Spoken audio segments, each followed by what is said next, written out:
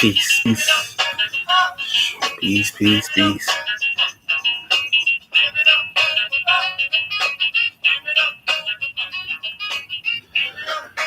Shalom, everybody. Shalom, shalom.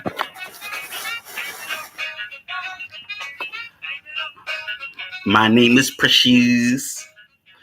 Shalom, shalom. Thank you, thank you. So, we're going to get right into it. Shalom, shalom. Shalom, Sister Kashia. Shalom, Sister Deidre. So, we're talking about roots tonight, part 1. I'm glad to be talking about this one just because of the simple fact that Chief used to always use a part in roots and talk about revolution, and he always used to talk about this part in roots and whatnot. So I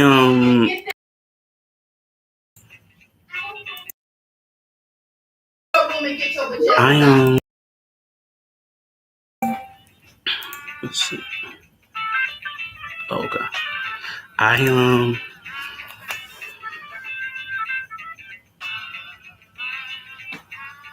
like this movie, but I didn't watch it for a long time, right? Cause I watched it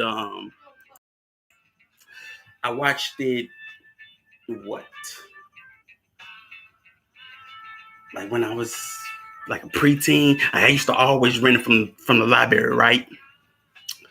And I used to like it then, but it was a hard movie to watch, hard series to watch because it was messed up. And I never watched the new one, right? So here we are talking about again. So it was good that once I could watch it again, I was like, oh. So now, once I heard she talk about the revolution, I thought about it as I'm watching, it again. I was like, you know what? This is a series of revolutions. If you think about it, it's peace, Sister Moksha. It's a series of revolutions, not in the sense of with armed struggle and whatnot, but it's also as well a revolution of civilization. Oh yeah, there's a new one. The History Channel did it, Sister Kashia. They did it on the History Channel. Actually, I know it because T.I. is in it, but I didn't watch it from the beginning. Like I was always watching History Channel one time, and then it was on, and then I caught the tail end.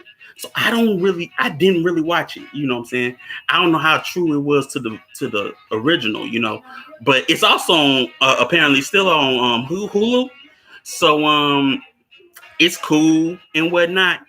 But I mean, I have to watch it again and see what they did with it. You know what I'm saying? Pay attention to it because I really don't know because I didn't watch it.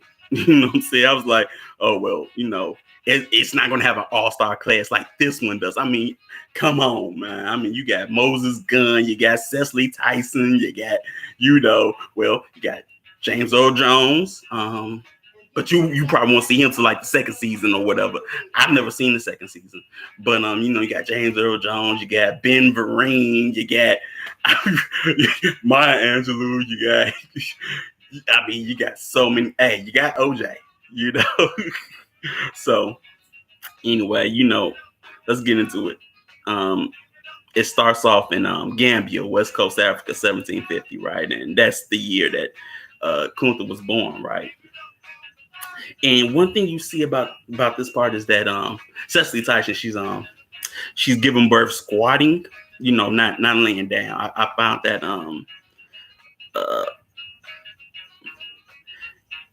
okay, so I was pretty much turned off too, so I didn't watch it either. But she's squatting and singing, and she gives birth to a baby boy, and then Obro, his father, comes out and says being born is hard work, saying, and then they go into basically you see the culture of which he's born in, where he receives a name in 8 days, right?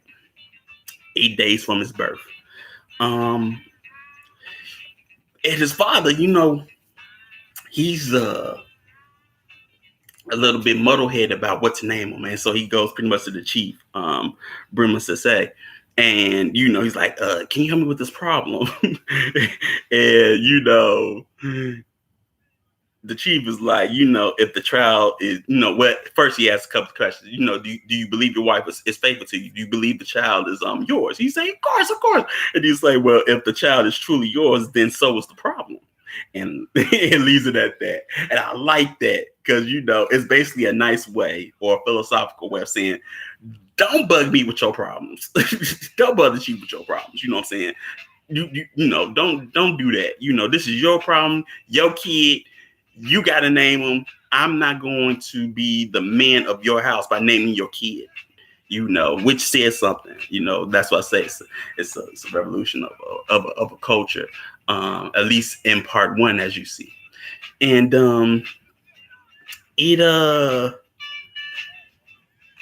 I just like that part, where the chief is standing up for himself. He's at service to the people, but he's also like, hold on, pimp. We ain't going there. That's your kid. You figure it out. That's your problem. You figure it out. I gotta teach. I got bigger issues. You know what I'm saying? And he eventually finds peace, Mia. And he eventually finds the name, but he goes out, into the, outside the village with, the baby, and he places him naked before, the stars and basically, the world, if you ask me. And he, bestows the name Kunta Kinte and says, behold, the only thing greater than yourself, which, we know is the Most High, Yah. Even though, in this series, they're Muslims, what I'm saying? But, it's not that he's showing the physical form of Kunta Kinte to the stars or to the ancestors or anything like that. It's to the formless and shapeless being that we know as Yah. You know what I'm talking about? And you see 15 years later, we in 1655.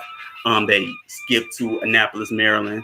You know that place it's for me, I know it because that's where the Naval Academy is, for the U.S. Navy. But we see a commissioned slave ship, Lord Ligonier and Captain Davies. And they're talking about, what they're going to do with the cargo and everything. But after that, we see Kunta doing chores. He does chores in the dawn, which shows, in the what a homestead should be doing, in the sense of the children should be doing chores in the dawning and daily action in the dawning. I'll say that. And he talks with Raj, right? Raj from What's Happening, because I don't remember the brother's name. And they talk about the manhood training and his fatone, what they do with it. And after that, as they're talking, Kunta worries about the she-goat because a leopard comes and kills the she-goat pretty much, or it's near death. And Kunta chases it off with a slingshot, like a David, and Goliath slingshot, where you have to literally, turn, Now, mind you, it's 1765. I doubt, basically they'll be using rock slings like that. But it is what it is. And so, he chases off the leopard. And then, Raj is like, no, I'll kill it. I'll kill the she-goat. He's like, no, I'll do it. He's already assuming responsibility. You know what I'm talking about? He's already like, this goat was placed in my charge. Therefore, it's my responsibility to kill it. Which says a lot. He's already in a culture where the man building is already within the culture, even though it's not spoken of just yet, right? And you know what I'm saying, he goes back with the hide of the she-goat to his father, and his father, pretty much yells at him, says, you still got much to learn. One thing you got to learn is that men make mistakes. You know what I'm saying? And he said, and he also says, never run towards a dangerous animal. you know, you know. I found that interesting that he said that, because he's just saying, there's just some things, peace chief. You don't want to. It's like in The Lion King, where Mufasa tells Simba, I'm only brave when I have to be. Simba being brave, or being king doesn't mean you go looking for trouble. And that's essentially what he's saying, because his father shows him the scar, because he fought a lion off to protect a ram, I think. And he showed how, because he went towards a dangerous animal, he could have been killed, but instead he just got slashed in his thigh, and he got the scar to prove it. And so that was the lesson that he had to learn. And so after that scene, he talks with his mother about manhood training, asking her question, and she just like, I don't know, you know what I'm saying? And then she looks at Kunta and she's like, women do not know such things, and I don't believe women should be speaking of such things. And I like that part, I'm talking about, because she's already showing you the divine line between, manhood and womanhood. There's just some things that a woman is not privy to know. And she stays in her lane at that point, and she shows Kunta that same thing, that there's some things I don't know. So don't ask me. Pretty much you want to ask somebody, ask your father or whatever. But she goes to say, you've been a good boy.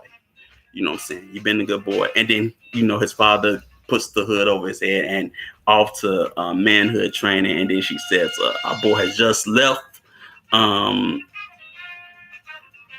man will return. You know what I'm saying? Which basically seemed like an affirmation. You know what I'm saying? And so Kunta goes to manhood training, which I saw this manhood training like actually I saw like basic, but in the confines of its own culture. Exactly. She crossing those lines was taboo, which it should be. You know what I'm saying? And she was in her right to say such things, which I like that she did. You know what I'm saying? Like I say, me watching this as a grown person, it's totally different, and now I get it. You know what I'm saying? So, he meets the Kentango, which is Moses' gun. You know what I'm saying? If you know who Moses' gun is, I mean, he played in a lot of things. Never in the Story, Brewster's Place, just a lot of things. And he tells them to arrest your fears.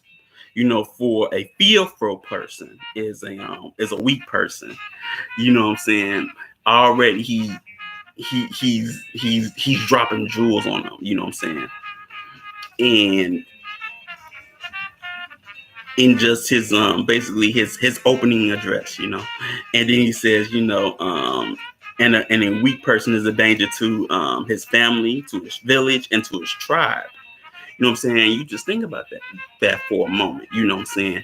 How a weak person is a danger to their family, their village, or the community that they live in, to their tribe. Because a fearful, weak person can get somebody killed. You know what I'm saying? And here you have a society where group preservation is self-preservation. So there cannot be fearful, weak people there, because it endangers the survivability of the group. So I like that he said that, um, and you know, he then goes to talk about what they're here for when it comes to manhood training, and then he says, if you're not able to be men, you will be forever seen as a child, and you won't be able to marry, for such children will be weak and unworthy of our people. You know what I'm saying? And already, you see, the line. You know what I'm saying? If you can't, cross I would say, cross the threshold of manhood.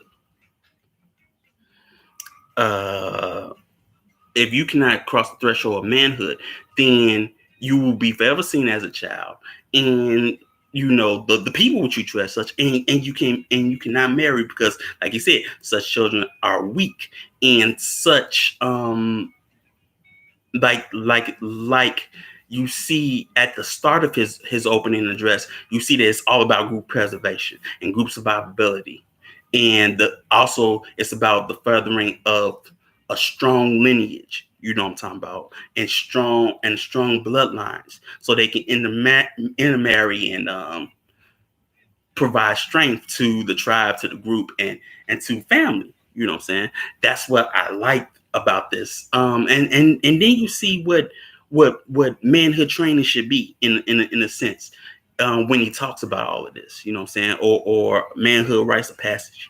Um, and so after that, um, they go into basically martial science, or uh military science, right?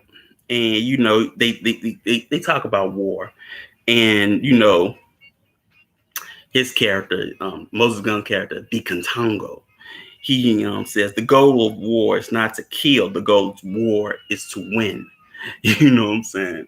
And if you look through so many histories where warfare has been implemented, you can see that the goal was to pretty much kill, but not to really win. I mean, they won through subjugation, but it wasn't to really win. You know what I'm saying? And basically, what he's talking about is basically the art of war. Like there's another movie that I like. Again, I pointed it out one time. The Rising Sun, and Sean Connery talks about how these group of businesses, right? These group of Japanese businesses, they all form like a coalition or alliance to win. And then Wesley Snipes says, "Win what?" He said, "Whatever's there." you know. So, but he called it a koretsu. Koretsu. But they formed this alliance to win. They don't form an alliance to, make more money or whatever and things of that nature. They form this alliance to win. Win what? Whatever's there. And it's the same thing in this instance, because he talks about encircling an enemy but leaving him a path of escape. Because we're not here to massacre people. You know what I'm saying? We're here to win. You know what I'm saying? And then he goes to say that a warrior respects another warrior, even if it is his enemy, and he, showing honor in warfare in this instance. It brought me back to sort of, Klingons and how they're so warlike, but they're honorable and they're warlike and they respect that, and he goes on to say that a warrior only kills to protect or to keep from being a slave, which pretty much he also goes how they also respect a life. You know what I'm saying? So he's already instilling the science of basically when to kill and why to kill. You know what I'm saying? There's already a source there. You know what I'm saying? A source of warfare that they abide by. You know what I'm saying? And you know After that, while Kunta's in military, manhood training, he wrestles with wrestler, and he learns some philosophy from him. So not only is he learning from the Kentango, he's also learning from the elder men that's there at manhood training, and the wrestler tells him, I can teach you many things, but not courage. Courage you take along with you wherever you go. But I can teach you many things. You know what I'm saying? Where it's like him saying, I can teach you these things, but how to be courageous and not fearless, that's on you. That's something that you're gonna have to work on. You know, and that's something that's in you, not on you. you know. And so Gunther's given a mission to catch a bird, but not kill it, right? And so he goes to do that, and um, he meets Fanta, because he runs her over and run through her family's camp. And then who do we see but OJ? I'm not black, I'm OJ. Okay. We see him, and he runs after him. We see a young OJ, and he's just one there running without shoes, which I like. And you see how fast OJ is, trying to catch after LeVar Burton, and he's just doing it with like no effort at all. And he's just looking up like, "Where you going? Where you going?" Then he, gets him and catches him, and Kunta tries to explain, I was sent by the Contango to, yes, murder was an appropriate response to an enslaver. Most definitely. I agree with that, Chief. But he talks to OJ's character. And he says, I'm on a mission for the Kentango. I got to catch this bird. And he's like, oh, you're not a warrior yet. Because Kunta says, I'm a warrior. He's like, no, you're not a warrior yet. And he said, but I'm sent by the Kentango to, catch this bird. And he taught you how to not to apologize to, to my daughter and run over my meal and all of that, And Kunta's trying to explain. And he was like, gone back. So he goes back, he apologized to Fanta, but it's sort of like a half apology at first, but then he apologizes again, and then he picks up the food that he spilled, right, and tells them how far a village he is, and you see Fanta, she's giving him the doe eyes, you know what I'm saying? But then he's like, peace, to you all, and goes back to running, right?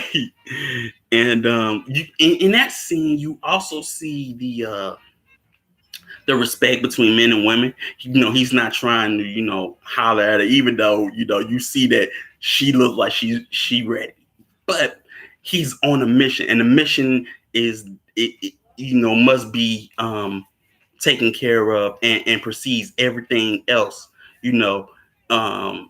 and nothing must be a distraction in that point, you see. And that's what I like about that scene, because you see, the culture of that scene. OJ's character is teaching him manners in a sense. You know what I'm saying? So you don't have no manners, you're just gonna run over my, my food and run over my daughter and not apologize. There was a teaching moment in that and whatnot. And then, he tries to go after the bird after that. He catches it. But then he runs into, slavers, and he sees them and whatnot. And then he runs back, to basically the manhood training base. And he tells them that he's seen white men, right? And so, you see Brima Sese says, he basically gives a situational report about these white men. He says, send them, and they're just 2 days away, right? And then he gives them instruction, because this is important, because it's going to play, through part one. He tells them to never be alone, when you can help it. Never be out at night when you can help it, you know. And then he tells them to keep away from high weeds or bushes, right? So this is important because you can already tell that they know what slavers do, for one. They know what happens to people that get trapped by slaves, and that this is pretty much like a state of emergency. Even though we're doing this training, you know what I'm saying. This is what you must do. You know what I'm saying.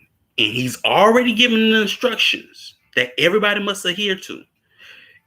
And I like the scene because it reminded me of it reminded me of the scene of Pocahontas when Powell Houghton says, you know, these white men are dangerous. You know, no one must step outside the village. You know what I'm saying? He's already laying down the law on what you are supposed to do in time of an emergency or crisis like this, you know, and you have to adhere to it. It's very important that you adhere to it.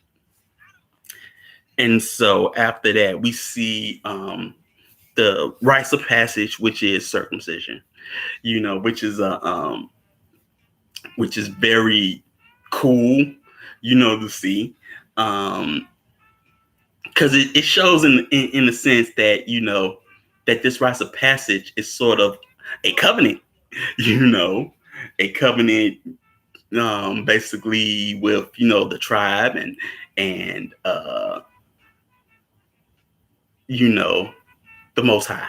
You know what I'm saying? That's how I saw it. And after that, um, you know, they go back to the village and their celebration, you know, and he sees his mother again. You know, he comes back. You know, his father gives him, I, you know, his necklace. To me, I saw it as him giving him, because I was looking at what they were wearing. It was like, to me, it was like he was giving away his aleques, which are the house beads. That's why I saw it as. But um, he goes see his mother, and she tells him, you know, she gets his things. You know what I'm saying? Because his father's built him a hut, and she tells him a man must have his own hut, and she goes into telling him something that he needs to, that he's supposed to do or whatever. Or she goes and giving him an order, and Kunta says a woman should not tell a man what to do. You know, even if it's his mother. You know what I'm saying? And that was telling right there, because he already basically crossed the threshold from boyhood to manhood. And basically in this scene, you see that his mother is still finding it hard to let go. And to me, it's like, you know, he's only like 4 or 5 huts down. I mean, it's not like he's leaving the village forever. I mean, you're going to see him again, but it is what it is. And you know, she hugs him and she's all teary-eyed, and he's just stoic, you know, and just stares, like, because she goes in about how, you know, now that we got room, your father can build me a shelf for all my spices and sewing needles and all that. And he's just like, why are you telling me this for? I don't care. You know, just give him a look. Peace, Max.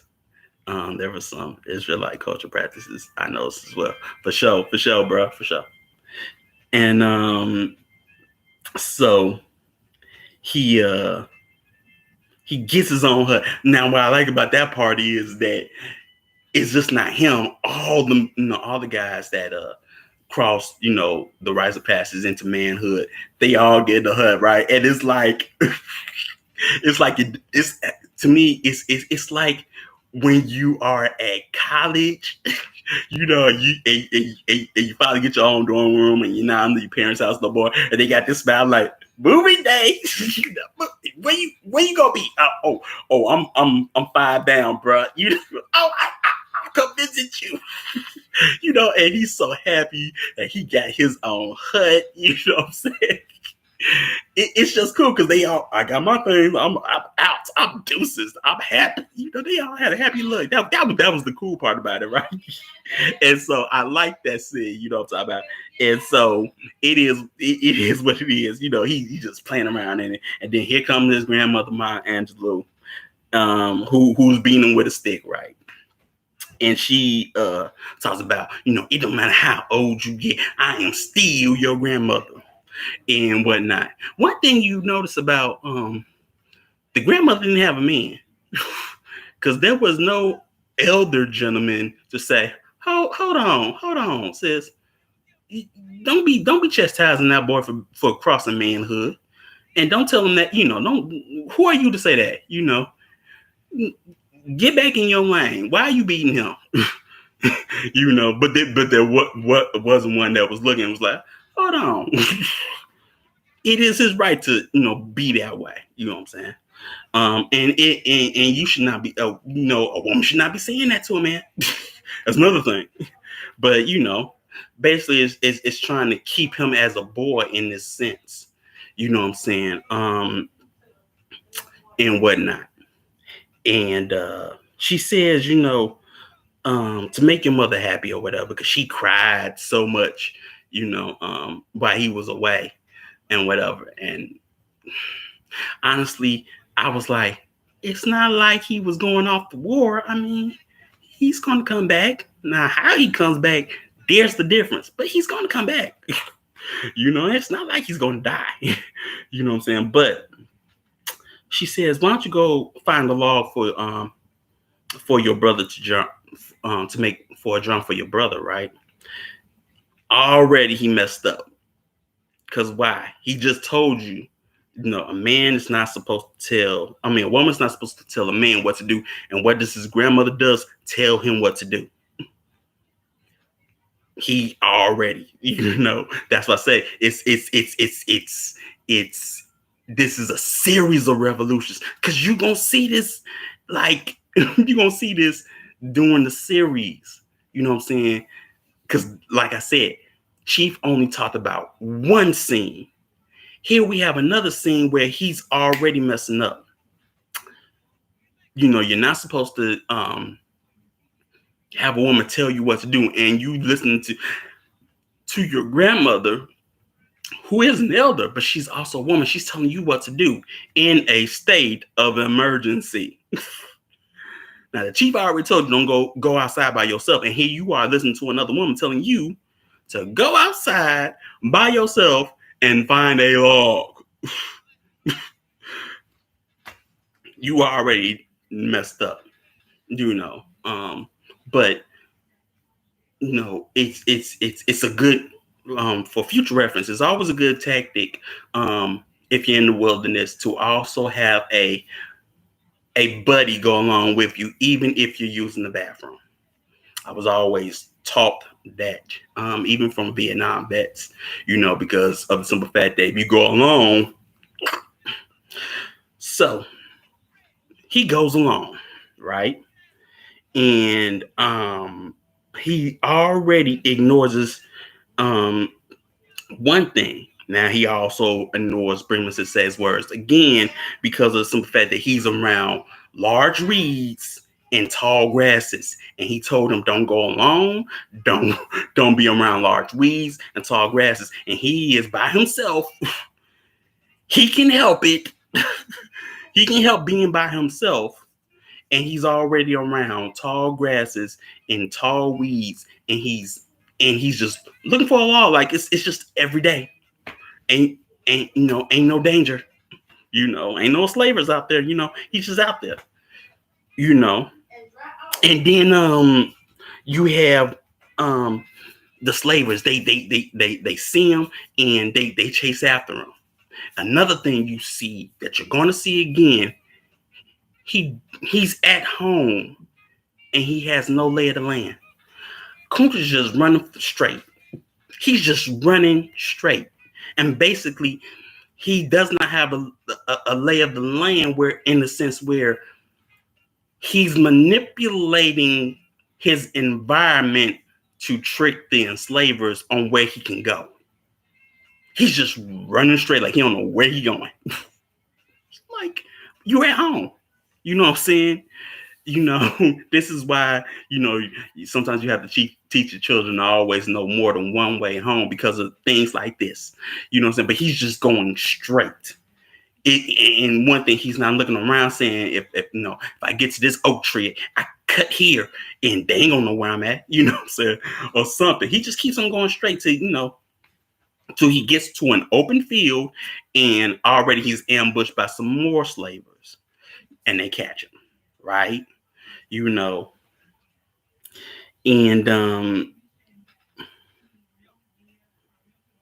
yeah, this was rather offensive to me. It's clear that that role was some Western agenda. She undermines his induction into the exactly, Sister Moshe. I agree with you. I agree with you on that. Because you know, in my George, I mean not George, but in my Dr. John Henry Clark verse, don't no African woman talk like that. No. That's how I felt about that scene. You know what I'm saying? And but he already done pretty much broke some laws and broke some directives that he was literally given to basically help along his enslavement. You know what I'm saying? And he's caught. You know what I'm saying? And not only is he's caught, but wrestlers caught and Fanta is caught. Now, wrestler's the strong, tall guy. You know what I'm saying? Proud. You know what I'm saying? And even he got caught. He's like Kunta Kinte. I would love to know how wrestler got caught, but they don't go into that one. Because he's a senior man. You know what I'm saying? And he knows better. But at the same time, you don't know how he got caught. But that would have been interesting to know. But we know how Fanta got caught. They caught her family during the night and apparently killed her father and possibly her mother, and then got her. And they get on the boat. One thing you see in this one, well, this is a colonial venture, because this is the 17 basically the mid 1700s. So the U.S. is still 13 colonies, if you know. But at the same time, I found it interesting because the still at this time the British still do have their own slave operation and whatnot. This seems a little bit put together. A slot, a ragtag group. Where the Brits, they do work in this business all day. Ship them here, take them to Jamaica or whatever, or bam, bam, bam. But I just find it interesting that this was pretty shoddy, but it for a colonial ship at the time, you know what I'm saying, when you have forts for these endeavors, you know what I'm saying. But they get caught, put on the Lord Ligonier, right? And Kunta's just sad. He's like, I'm a warrior and I got caught. He doesn't blame himself. He never stands for accountability for his own capture, but he's like, man, I'm this, I'm that. And he doesn't want to eat, the white man's food. And Wrestler tells him, eat it. Eat the food. Eat the food. Because, people are dying, what I'm saying, on this ship. And, they get him to try to dance and whatnot. And, and as they dance, they chant their own words and whatnot. And he basically, one thing I didn't want to go too far into, but you also see like the corruption of the captain in the sense where, he's supposed to be this devout Christian, but in order to be, the captain of the slave ship, he's like, we're doing this to save heathen souls and bring them to Christianity. But you also have to remember that this was sanctioned by the church. Of course, at this time, there's denominations, Protestant and Catholics, but it was sanctioned by both. So yeah. But again, he's on the ship and he doesn't want to eat, and wrestler tells her, eat the food. Listen to me, eat the food. He's having all these dreams, and he's like, look, eat the food so you can live to fight.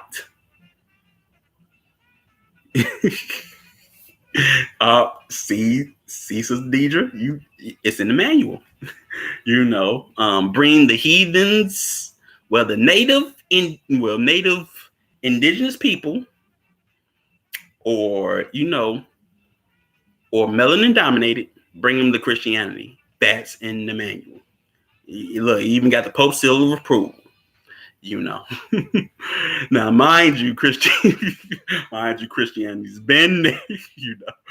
It's nothing new, but hey, it's nothing new. And hey, they even have Islam, so they're not heathens. But according to the Western dominant society, you're a heathen. Even though you have a sense of what God is, and you probably know better than him, but he deems you a heathen to do what he wants to do with you. Like you hear, them call them all type of slurs and whatnot. And it's all to what, like Amos Wilson said, you call them savages so you can treat them savagely. And that's what's happening here, And so, he says, eat so you can live the fight. And then he says, it's in our hands, basically our freedom and what happens from now on, because they already know, and it's already been said, because, Kunta's father and them, they look for him, and they see like a satchel that he had, and then they go back to his mother and say, you still have 2 sons, you just ain't gonna be able to see one of them ever again. You know what I'm saying? So wrestler, I like his character in this scene, in these scenes, because wrestler pulls from the source. You know what I'm saying? He pulls from the source of his culture and everything, because even though he's caught, he's not distraught. And, Kunta's all sad, and distraught and don't know what to do. But wrestler is focused. Kunta wanted to tell him about Dream. He's like, Kunta, listen to me. I got something to tell you. You know what I'm saying? We got, because he's already, the gears is already shifting in his head about what next to do. Right? And he says, we are warriors, and this is in our hands. Allah knows that. You know what I'm saying? And I like that, because he's like, yeah, you can pray and whatnot, but this is in our hands to save ourselves. You know what I'm saying? And even he knows that. You know what I'm saying? And that's what I like about this scene, because he's not waiting to, for Allah to save them. He's putting it into his own hands and having, basically Allah work through him. And that's why I like wrestler's character in this moment, because he's already showing the way on how to basically reclaim what he's about to lose, or what all of them about to lose, but it's still fresh in his head.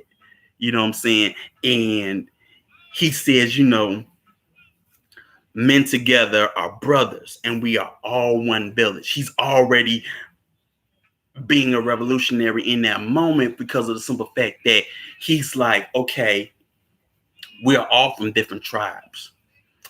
None of that's going to help us now. Now this is about all of our survivability, and we are going to become one village now.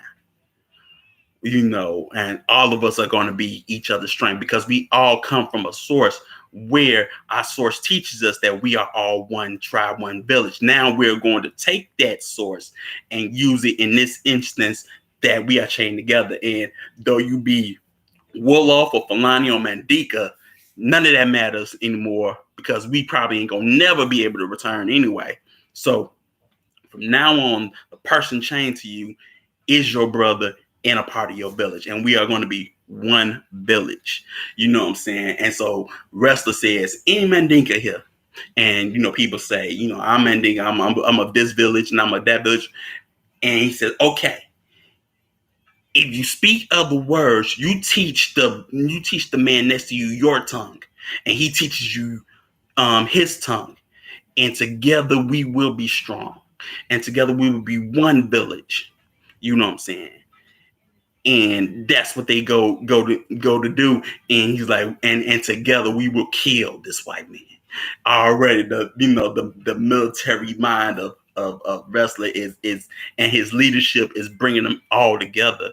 And everybody's like, you got one guy says, "We will live, we will fight, we will kill." You know what I'm saying?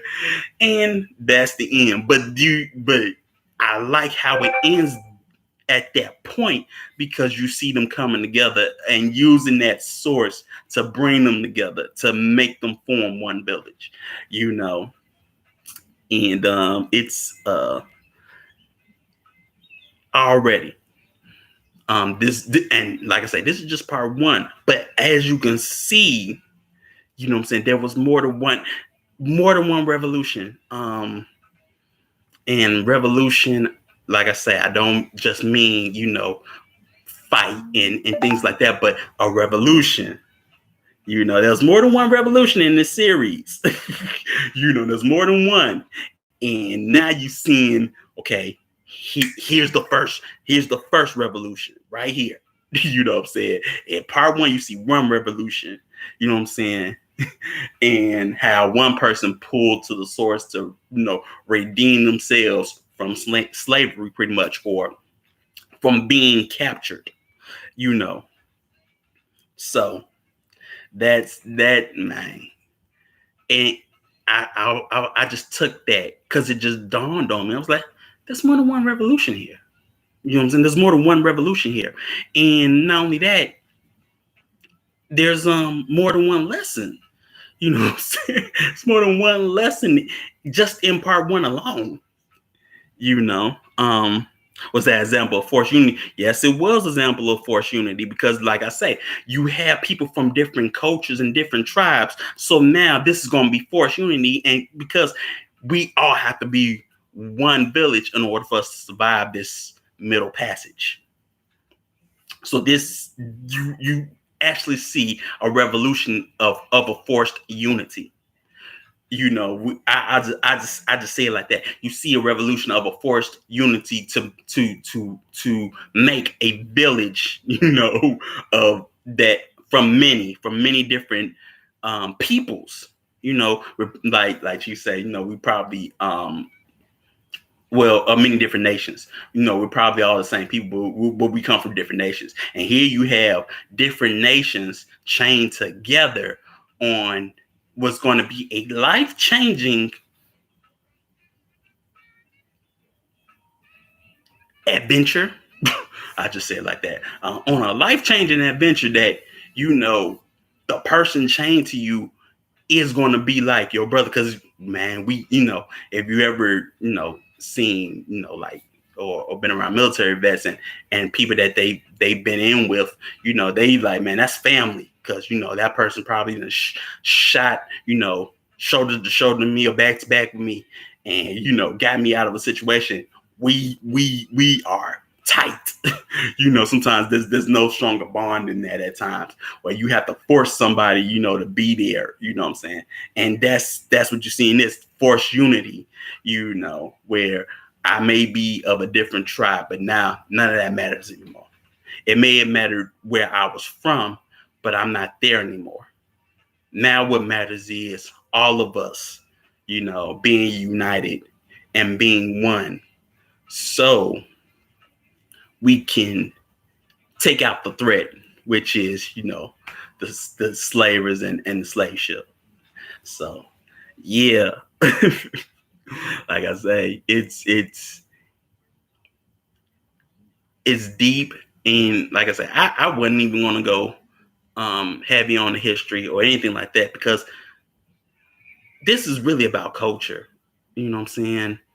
This whole series, this is really about one bloodline's um walk in culture in many ways, if you ask me. So I wanted to focus on that because that's heavy. You know what I'm saying? I could tell you this happened and that happened, but notice the cultural references that some people just gloss over. There's so many cultural references in here, and so many cultural doctrines and things of that nature. The separation of genders and you know uh solving, basically critical thinking of solving your own problems, as a man, and not going going to the leadership for a small issue. you know I want to say message, but but hey, I think y'all know y'all know about that. But that, and then listening to your leadership in a state of emergency, because at that point, what Bremen to say is saying, it's going to keep them alive and free. But if you don't listen to him and you are disobedient, you're gonna end up on that slave ship, and we ain't gonna see you again, and there's nothing we can do about it, because we ain't coming to save you. And even Wrestler says that he's like, they ain't coming to save us. No canoes are coming over. There's no land. It's the ocean, but there's no land. No one's coming to save us. That's why there's going to have to be forced unity, because Kunta's like, oh, our warrior's going to find us. He's like, and Wrestler's already realistic. He's like, no, they're not. No one's coming to save us. No, no one's coming to save us. They already know. Once they get you, you are gone forever. And that already bring something to mind. That the knowledge of this, once you get caught, you ain't coming back. We don't know where you gonna go after this, but you ain't coming back forever. We ain't gonna see you forever. Sandlot. But yeah, you see a revolution of force unity in this one, but you also see revolutions of community and leadership, and I mean, like I say, directives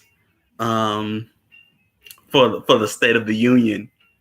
You know what I'm saying? For the State of the Union, because that's all you're saying. Like, for the Union to be maintained, look, don't go outside by yourselves. Because that's how they get you. So he already telling you what they know from the enemy. They like to get y'all alone. Oh, it's all right, brother Antonio. But shalom, bro. They like to get y'all alone. They like to get y'all around tall weeds and grasses so you can't see them. He's already telling you, where they like to hunt. And then he goes in on smell. Now, I didn't talk about the smell, but he says, but they have their cooking fires, too high. Which sort of says that, the way he said, he was like, they're not good hunters because they have their cooking fires too high. We can see them a mile away. They're loud. They don't try to be stealthy. They only try to be stealthy in a sense where they can be covered. You know what I'm saying? But they're not born hunters. You know what I'm saying? They don't have a life of hunting to where you have to be really stealthy to catch an animal or anything like that. You know what I'm saying? And then, like say, he goes in on smell how they smell like wet chicken. Now for us, we say another animal, but I mean, it is what it is. You know. But he says you can smell them. You know, they smell like wet chicken. So he's already telling you, you know, if you're in this type of environment, you know, or you see this type of environment, stay away from it. You know, stay away from it. Stay away from large cooking fires. Stay, if like I said, don't go out by yourself if you can help it. You know, like, and he brings that clause in that if you can help it, because that's very important, and that's why I like that he said that, because of the simple fact that, you know, if you see this part, you like, hold on, Kunta could have helped that. He didn't have to listen to his grandmother. It's not like his brother really needs a drum. He can get that some other time. It's not like he needs a drum. He probably got playmates or something. He don't really need that. It's not like he's by himself. You know, he could have helped it. You know what I'm saying? He could have helped it. He literally could have helped it. He didn't have to go outside of the village. He could have helped a lot of things. But there was disobedience. You know what I'm saying? And you see that disobedience in, you know, in history, with um, with the chosen people. You know, how they disobey directives coming from prophets and things of it, and lawgivers. You know, they don't do this, don't pray to this, don't pray to that, don't commit false witness. You know, don't pray to false idols. They did it anyway, and then they suffer the consequences. So you see the consequences of his own actions. You know what I'm saying? In this retrospect, but you also see that he lacks accountability, um, in his own enslavement. It's like, man, you don't see him go into himself. It's like, man, my brother really didn't need this drum at this moment in time. You know what I'm saying? Yeah, my mother cried or whatever that I was gone, but I was coming back. You know, did she not know her son? You know, I passed for flying colors. I was the most brave one there, you know, or something like that. You know, why did I listen to my grandmother? You know, you see, you know, Cecily Tyson was the only one that cried. I see the grandmother say, I should not have told that boy to go out and go get some wood for that drum or something like that. She didn't blame herself, but then again, she wasn't there. But there was no accountability where there should have been. You know what I'm saying? So that's all I got, man. I mean, we gonna keep it going because now we're on the passage. Now we are on the passage, and it's and we're going to see what this force unity does and whatnot, and see where it goes. You know, so and not only that, we didn't even get to the theme song yet. We got some good music now, but we haven't even gone into the theme song that we all know and love. We haven't even gotten to the theme song. I'll wait for the theme song, just like Shaka. You know, because the whole opening theme is just cool. You know, you got art and painting and whatnot. It's just cool. And then it changes, you know, at every part. You know what I'm saying? So yeah, I'm glad we're revisiting this series and whatnot. And you know, I'm going to have to watch the new one to compare. Luckily, they didn't do the same thing with Queen, because you know, the one with Halle Berry and Jasmine Guy, which was also by Alex Haley, just like this series was. You know, they didn't make a new one of that one. You know, my middle name's Elizabeth. If you ever seen, Roots the Next Generation, it goes into, seeing Ashley Queen, and how, his parents pretty much met. And his brother, his father's mother saw a white woman and told her name, and she said, "My name's Queen," and she's like, "My middle name's Elizabeth." she was so sassy. She wanted them to let them know who she was. But like I say, this is just season one. I've never seen all of Roots. You know what I'm saying? I didn't know there were other seasons until later in life, I think. Where there was like little clips. And I was like, hold on, it kept going.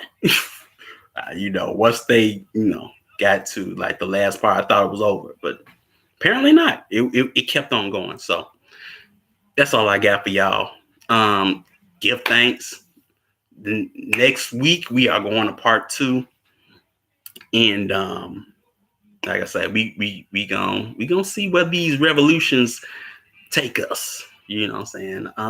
We really gonna see where these what these revolutions take us in the series.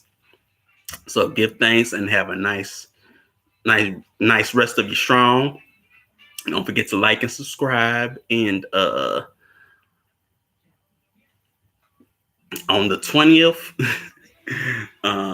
we start open applications for Anu Life Global Ministries. So sign up, anulifeglobal.org. So thanks, Max. Thanks. Give thanks, bro. So yeah. After all of that, peace, shalom, Toda, and I will see y'all next strong.